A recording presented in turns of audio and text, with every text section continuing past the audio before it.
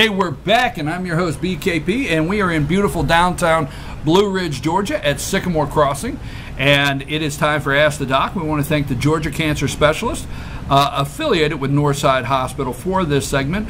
Welcome, Dr. Whaley. Now, should I ask, do the viewers know, or what kind of comment would you like to make about that, Tom? I'm confused. I don't know. I'm really confused. They are used to every week now. Yeah, you do know you have to do a tie every week. This is my 4th of July tie, but I'm confused because the parade and the fireworks and the veterans thing are on the 30th. Right. And the 4th of July is about 4 days away. I just was thinking, why didn't we do this on the Friday after the 4th of July instead of on the 30th? So that's my only confusion. I'm going to drive my red truck in the parade in the morning. I'm going to the fireworks tomorrow night. I'm going to the Veterans Day thing. And we need to remember it's not all about fireworks and barbecue, so that's my tie. Well, you know, they told me that they've always done the, it's actually called, I think, Old Timer Day Parade. And they've always done it the Saturday before the 4th. Right. But when the 4th is on Sunday or Friday or something, that may, kind of makes sense. I've done that Old Timers Parade. I'll tell you what. Because I got that. That's the only reason I have the red truck. If we stick around long enough, the 4th will fall on Saturday. Yeah, someday. One of these days. I like it better when it's on a Monday or a Thursday. That way you get a long weekend. Anyway, what I was going to say, you were taking away my opening this morning. Yesterday, when that shooting started, literally, I think within 5 minutes, the first report that I heard from All People's Press, AP or UP or WEP or whatever, and CNN was the shooter had been there. They didn't know anything about it, but it was in a newspaper, and there's so much Trumpian complaint about fake news and criticism of the newspaper that it had to be related to Trump. I mean, they were implying that it was related to Trump. Not that the guy was a disgruntled. I mean, what the guy was disgruntled. Well, but the point was, with that, literally not. They didn't go to the Allah Akbar. Immediately they pulled up the fact that Trump's always complaining about fake news, and this happened in a newspaper, and that made me mad. Well, let me say this. Yesterday, when it happened, I happened to be doing some internet research, so I was able to go quickly and start watching the coverage. And I did not go to Fox, and there's a reason I didn't go to Fox. I like most of the people there, but I went to MSNBC. Because I wanted to hear how are they going to start laying this out. That's what I wanted to hear, because that's what I try to keep up with. And immediately they get a guest, some guest that has some credentials that may not even apply, but just somebody that could tell them they were once a police officer 30 years ago and what these guys are up against. And this guy on MSNBC, I forget his name, he looks over and he says to this guy, it's in split screen, he says, but I understand we're still waiting for a body count. They're still waiting. They don't know if it's 5. They don't know how many's injured. So we're still waiting for a body count. We're still waiting to see some details. We're not able to identify the alleged shooter. He's always alleged, but somebody died. Okay, we're not able to do all this yet. But is it not too early? This is exactly what this guy says. He says, is it not too early to start discussing this is a newspaper and the President of the United States rhetoric against the media? Yeah, that's what is that something that, is it too early to say that this could figure in somehow? Yeah. Well, that was like, that's exactly what I was saying 10 minutes ago. Yeah. You're 100% right. That's just that made me really mad. Well, and I didn't get mine from MSNBC. I got a pop-up thing that's all, mine's all military people and stuff, and pops up on. Anyway, that's enough of that. You got an all-star panel to do that with, so I'll shut up. We had a. But at 4th of July, I didn't like them getting after my president for that. Go ahead. We had a little bit of a discussion in the break on who would read the questions. Usually, I read the questions to you, but. We had to print them out, and I can't see them on the screen. And as Dr. Whaley will tell you, you can't see the screen, but usually when I do the questions, you would guess that when I buy books, I buy large print. Yeah, right. Well, plus the words, it's got more than 7 letters in it. You got a hard time. So this first question here, I said, well, I don't know if I can see all that, and I've not read through it properly. And Dr. Whaley said, I'll read it. So then you read it. Okay. Now this is a viewer-sent question. It says, I have experienced nausea and vomiting for weeks along with other health issues. I was sent for a test where they sedated me and ran a light down into my stomach, and I was told that I had mild, I'll make it right, gastritis. And then after continued nausea and vomiting, I was sent for blood work and told that I should be scheduled for a colonoscopy for July the 10th and gastric emptying appointment on July the 7th. I haven't been giving any antibiotics, and I am still struggling with keeping anything down. I have lost approximately 20 pounds. I was told I may have a condition where the food just lies in my stomach and doesn't push through normally, and I have all the symptoms: nausea, vomiting, constipation, and feeling full. I know I need to find out for sure, but my question is, if this is my problem, is there a way to correct it? And is it dangerous for me to be put under when I am weak from my inability to eat normally or to keep food down? Now that touches on a whole bunch of questions, and the most important one is it dangerous for me to be put under when I am weak? And let me give you confidence in the safety of the gastroenterology procedures of gastroscopy, colonoscopy, and pill camera. And when you are put down, you have no memory for the event, but you're really not anesthetized. What you're done is you're given a mild sedative and then an amnesia drug, so that whatever goes on in that period, you don't have any memory of, but you are in control and actually respond to commands during that procedure. For example, you're sedated, so you're kind of asleep, but if they say hold your breath or cough or turn over or something, you do that, but you have no memory of it, and so that's why you think you're sedated. So this is not like general anesthesia for heart surgery, and yes, the colonoscopy is totally safe, and I would agree with the gastroenterologist. Second, the person is in the hands of somebody who knows what they're doing, because gastroparesis, or slow motility, the actual gastroparesis, the classic gastroparesis, is a rare disorder. It occurs 3 in 100,000 people, so that's not a real big issue. That process of gastroparesis is usually diabetic after a surgical procedure, and many of them, up to half, you never figure out what they are. The other part of that question that's quite interesting is, I haven't been given antibiotics. Well, the truth is, you wouldn't be given antibiotics if you had a heart attack, and you wouldn't be given antibiotics if you broke your foot, and you wouldn't be given antibiotics if you had a brain tumor. So you really shouldn't expect to be getting antibiotics when you've got some sort of a functional gastrointestinal problem. That's not a knee-jerk thing. You don't get antibiotics. So first of all, the idea that there's a 20-pound weight loss in a short period of time, that there's persistent nausea and vomiting, that is two very significant things. It tells you it's gastrointestinal. It tells you it's significant with a 20-pound weight loss. Then they have told you that the person that's driving this boat is thinking about motility disturbances, which is a great thought, that there's nothing in the stomach except some irritation and gastritis, and there are 4 men here, and probably 2 of us have got gastritis, so that doesn't worry me. And the colonoscopy and the emptying study all make good sense. And then the next question is, you wonder whether or not they've done a CAT scan or not. You don't know what the blood work showed, but I have confidence that that patient's in good hands. I would say that I'm confident that it's safe to go ahead and do the procedures. They seem to be indicated. And I would say don't expect antibiotics for a disease that doesn't have antibiotics as part of its diagnostic trail. Now, if they do find that there's gastroparesis, when that food sits in the stomach, sometimes it can get an overgrowth of bacteria that then causes poor absorption of B12 and vitamins, and believe it or not, they'll then give you antibiotics. And you'll remember we talked before, about just a week or two ago, that most ulcer disease is caused by a bacterial infection called H. pylori. This does not sound like H. pylori at all, but at least tells you that you can get things in the stomach that you end up using antibiotics for, but that's not appropriate here.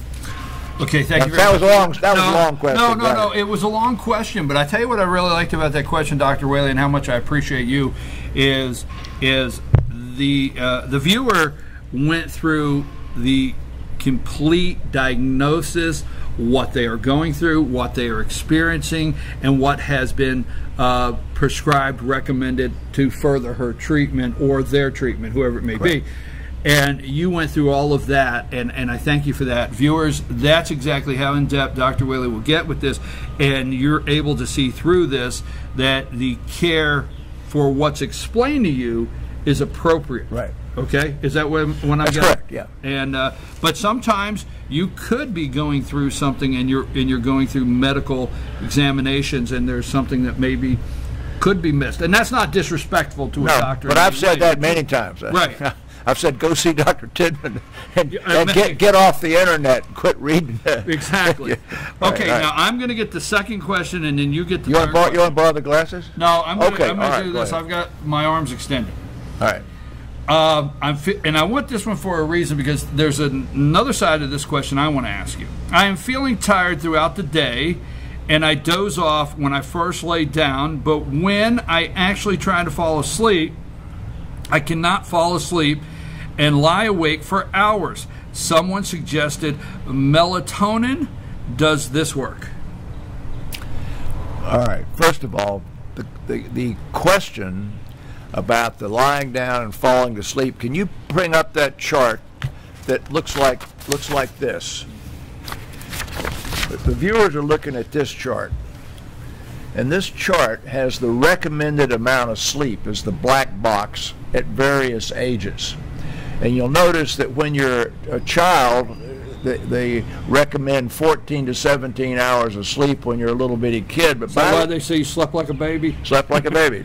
So by the time you get into your 20s, the sort of average amount of recommended sleep is 7 to 9 hours. So you've got to know, and it stays that way and actually gets longer as you get older, but it gets difficult to do it because, as you well know, I get up multiple times a night to do things that men do multiple times a night, and our sleep in ours after about age 50, the average person after age 50 awakens 12 times every night. That's the average.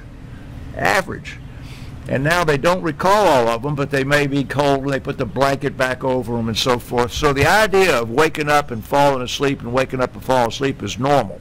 Now this patient said they're tired.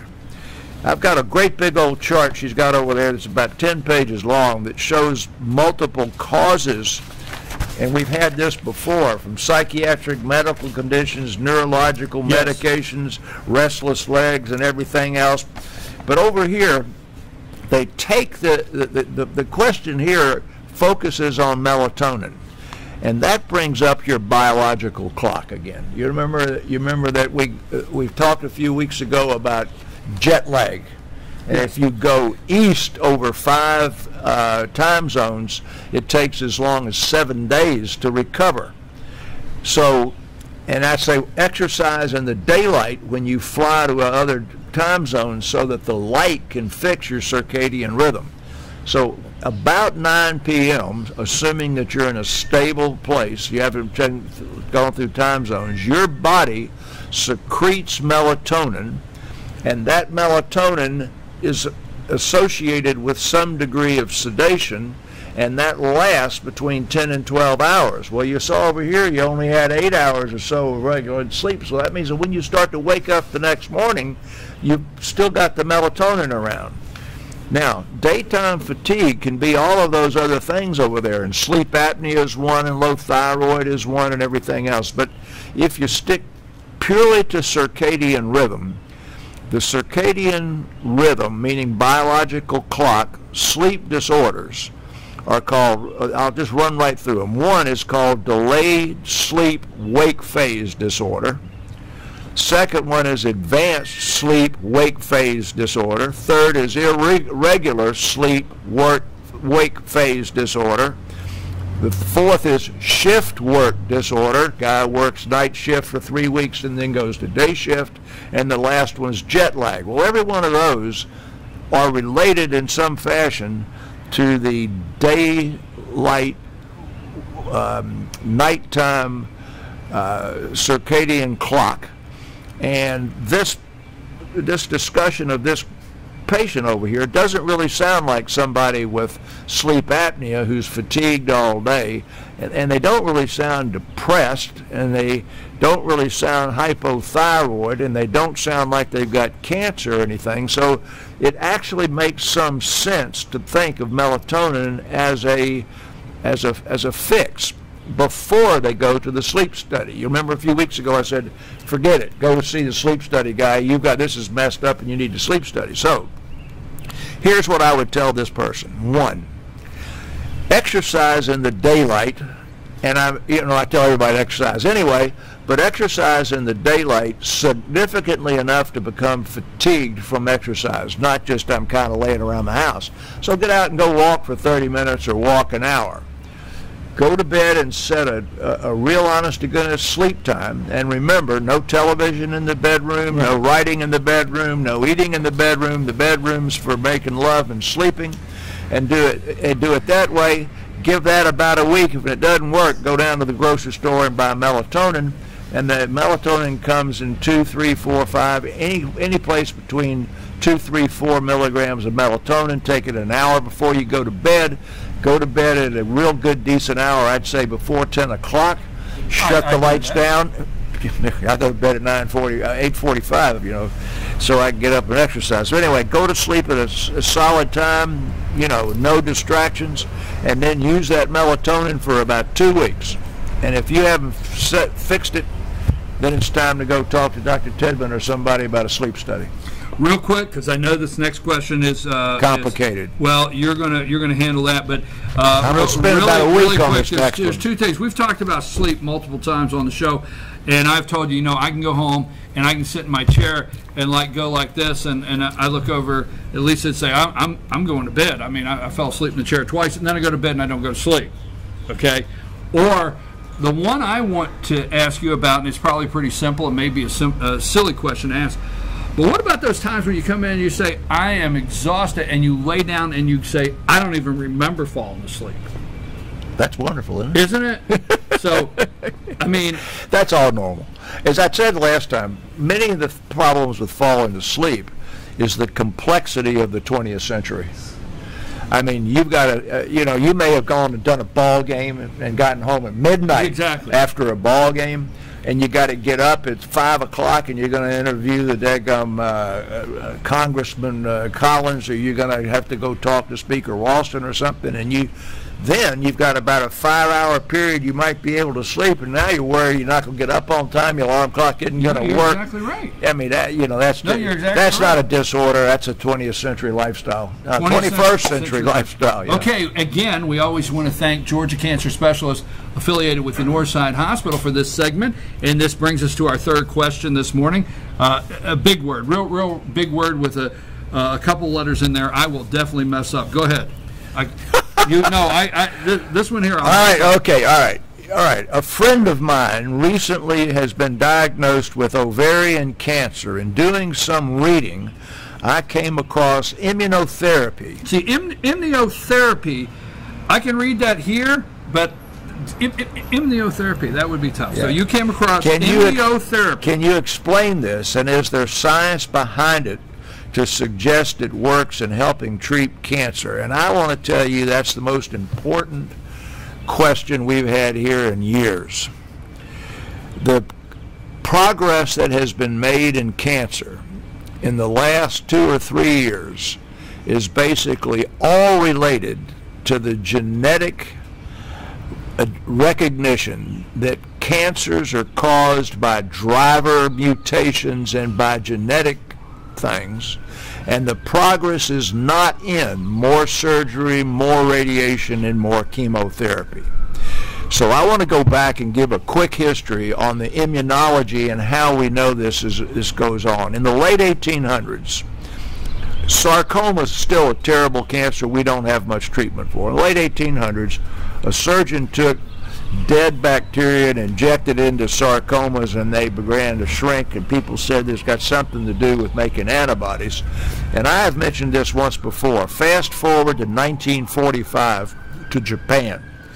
The armistice was signed in August of 1945, and MacArthur went over there to a country that was completely devastated. There was no place for people to live, and they created these camps, like where we've got the immigrants now, and they put these people in these displaced person camps, and they fed them, and they took really good care of them. There was an epidemic of tuberculosis all over the world, and particularly in the war-ravaged places. And when they got tuberculosis, they came out of those places and went to places where tubercular patients went. Well, they noticed that if a patient had metastatic malignant melanoma, that's the black skin cancer, or metastatic kidney cancer, those are the two cancers that today we can't do much about, and they got tuberculosis, many of them had their cancers shrink, and that told them that there was something about the getting of tuberculosis that made those cancers shrink. Now, you fast forward to about 4 or 5 years ago, I sent her this, my man, you got to wake up. Got to show this one. All right, so when you talk about immunotherapy, she has a chart up there that says targeted therapy in cancer. And it lists several things: signal transducer inhibitors, protease inhibitors, COX-2 inhibitors, vaccines, immunotherapy, and gene therapy. All of those are related to the genetics of cancer. I have printed off, as of yesterday, the cancers. If you just look at this confusing thing, there are every single solitary kind of cancer you can think of now has an immunotherapeutic drug or a genetically driven treatment that is designed for it. So let's go back to the ovarian cancer question. Everybody knows about Jimmy Carter. Jimmy Carter had malignant melanoma. It was spread to his brain and his lung and his liver, and he was given the drug Keytruda, which is a PD-1 immune stimulator. It's got nothing to do with chemotherapy. It's got nothing to do with surgery. It's got nothing to do with radiation. All that does is turn on Jimmy Carter's immune system to fight off his cancer. And it came out of his brain, it came out of his lung, it came out of his liver, and he never missed a trip. We can see the sign, Habitat for Humanity, right there up on that hill. He never missed a visit to build a house. Guy's 90 years old, immunotherapy, pulled that guy's cancer out, and he went out there and worked. That is what they're talking about in ovarian cancer and these other malignancies. It's a miracle. There are people that you know in this community that are on the fancy immunotherapy drugs. Another thing, they cost $14,000 a month. I have not had one patient, even without insurance, patient with bad insurance that I wanted to give that drug to, that didn't get that drug promptly paid for by the drug company. Everybody goes, oh, drug company's making too much money. They sending that drug in here free. Or if your insurance pays $500, the drug's $18,000 a month, they pick up the rest of it. So one, yes, immunotherapy works. Two, it doesn't work for everybody because you've got to have the genetic driver. But what is going on in cancer today is so exciting. It has nothing to do with cutting. It has nothing to do with chemo, and it has nothing to do with radiation, although those are all important. What we're learning is the genetics of it, the genetic oncologic driver mutations, and it's just fascinating, and it's exciting. And I'm an old man, and I'm really proud to be part of it. Well, thank you, Dr. Whaley. We always like to save a minute or two.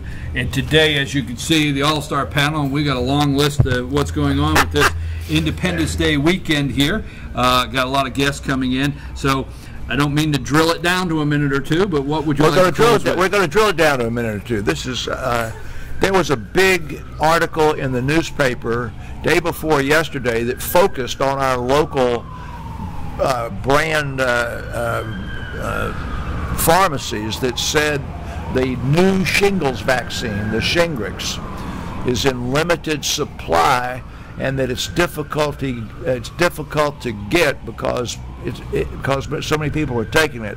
I have emphasized many times that this new shingles vaccine, now they don't buy me scotch at Christmas and I'm not on their speaking bureau, but this new shingles vaccine is blinking magic compared to the old one. The old shingles vaccine's purpose was to diminish the incidence of post-shingles pain by 70%. It was not designed to prevent shingles.